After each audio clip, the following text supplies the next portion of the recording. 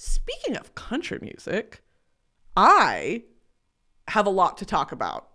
And I just briefly got into this on the last time that I recorded this, so I have no problem really diving into it again for you guys. Because, of course, this is like Squidward's episode, the lost episode of SpongeBob that I'm referring to, because only I know about it and it's lost to the archives forever. Because guess what? It didn't record the audio.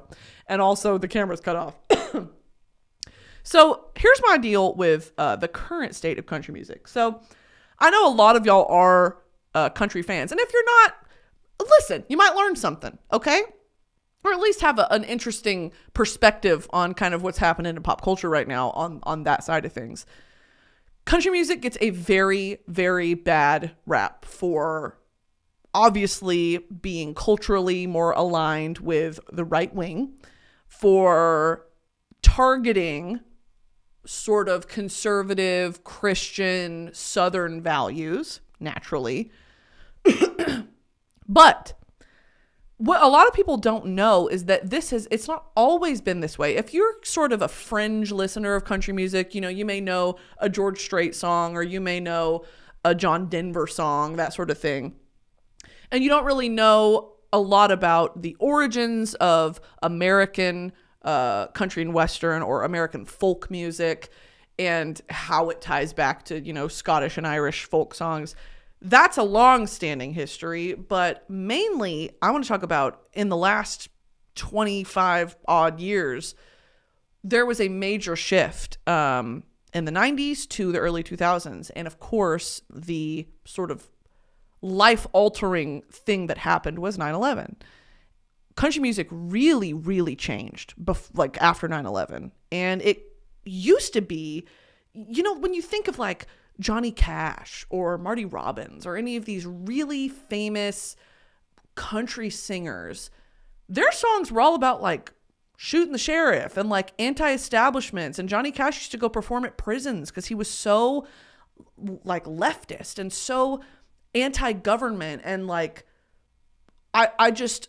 he wore all black to represent, I wish, I'm going to butcher how he explained this, but at the beginning of one of his live versions of his songs, he goes into detail about how he wears black because there is no color in a world that treads on minorities and on oppressed populations. And so for that reason, he has a lack of color and he will wear black to represent that. And how do we go from a cultural icon like that, who was so socially plugged in, who is plugged in with the people and is anti-establishment, to where are we at right now? Luke Combs, Morgan Wallen, this sort of music that's like, if you don't like it, get the fuck out. Like really, really incredibly, almost overly patriotic. And to a certain extent, I do understand. And I never, ever want to come off as insensitive to, obviously, 9/11. I mean, I know online people are free-flowing with the jokes, but at its core, of course, it's an unimaginable tragedy. I definitely understand this pendulum swing to the right, quote-unquote, of, patriotism. And we're going to make this the focus of our music because it was a unifying event. When there's an attack on America, Americans do not for a second, for a heartbeat, want to fight with each other. It's a unified enemy, right? Like, I've talked about this before with fucking World War propaganda and all this. Like, for a second, the easiest thing to pump out and sell to the American populace is a patriotic country song, because it's something, for the most part, a lot of people agree with. Having freedom is great, but it's like, it's to this level that's so cringy and embarrassing. And like, you have lost touch with actually what people want to hear you sing about. Because if you're tone deaf in that sense of you are not able to critique the country in which you live, you are not able to be critical of your politicians and of your representatives and what's going on in America, I wouldn't say there's like one common enemy right now. We're not in fucking World War III. Like, there are serious problems at home that I don't think should be celebrated with patriotic songs right now.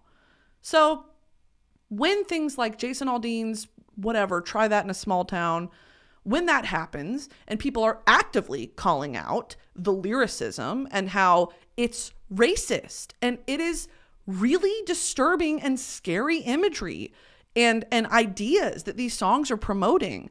And then he comes out and acts like he's none the wiser. He didn't know. Yeah, you fucking know. You are well aware of what is happening in America today. You cannot make songs like that and expect there not to be consequences. It's just batshit. How from like country music of the 1950s and 60s that was so, and excuse this, lack of a better word, woke and critical of the society and time in which that music was being created, to now where it feels like we have the internet and we have the world at our fingertips. We have any bit of information or misinformation you could ever hope to find. And this is where we've landed? It's just so infuriating. It's also, I think, a real hit to the legacy of country music.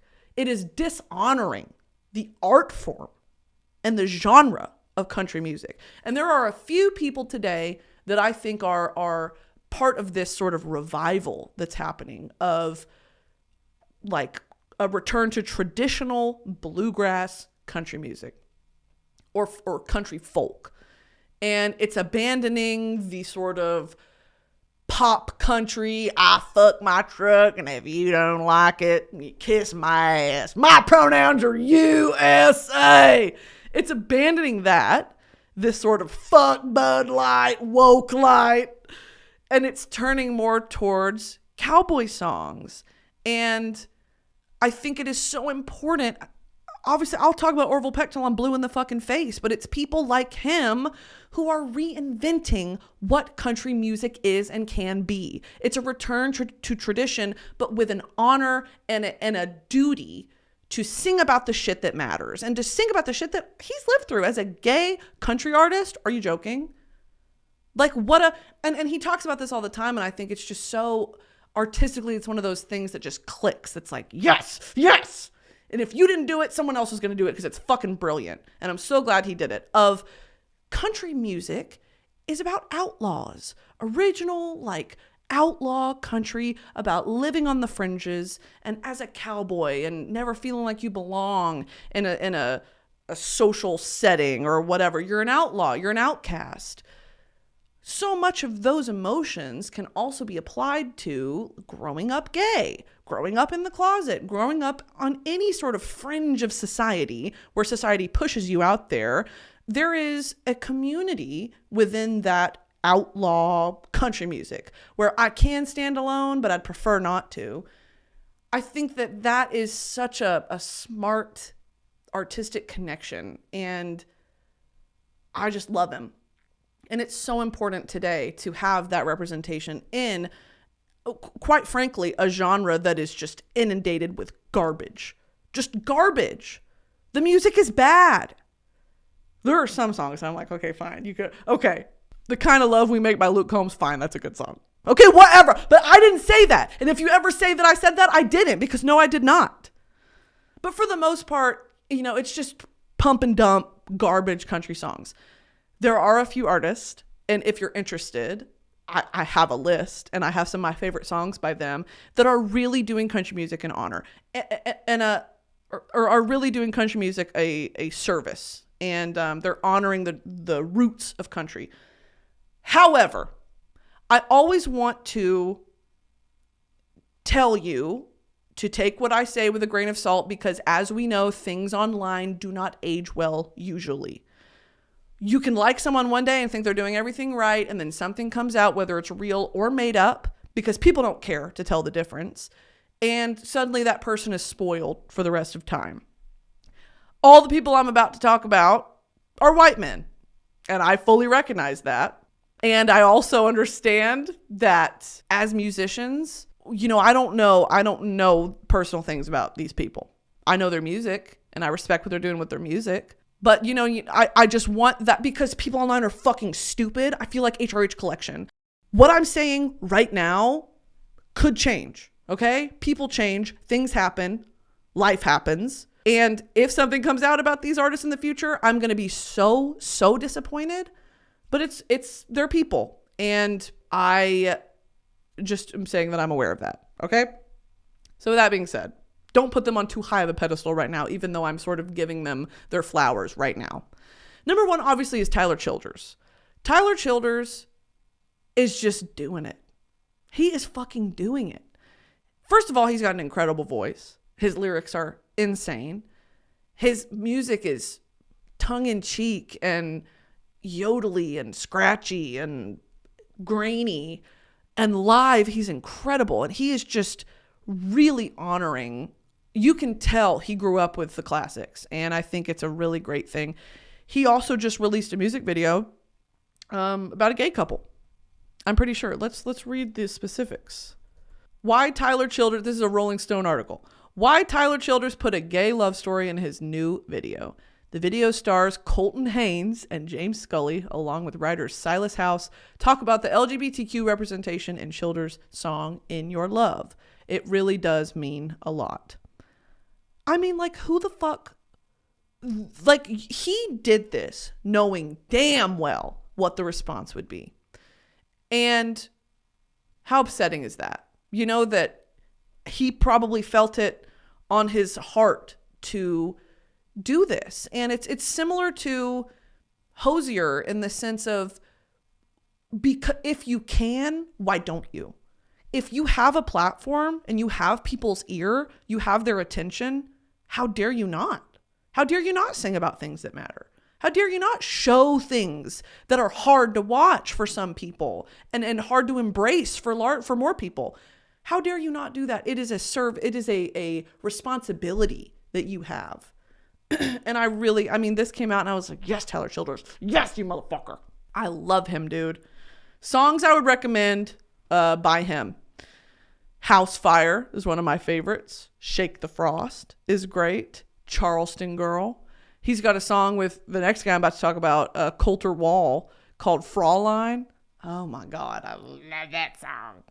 He's just fantastic. I mean, he's got a whole album of I would listen to Tyler Childers live. The live versions of his songs are absolutely incredible. And yeah, he's really doing it. He's part of that small minority that's like, wow, thank God for you.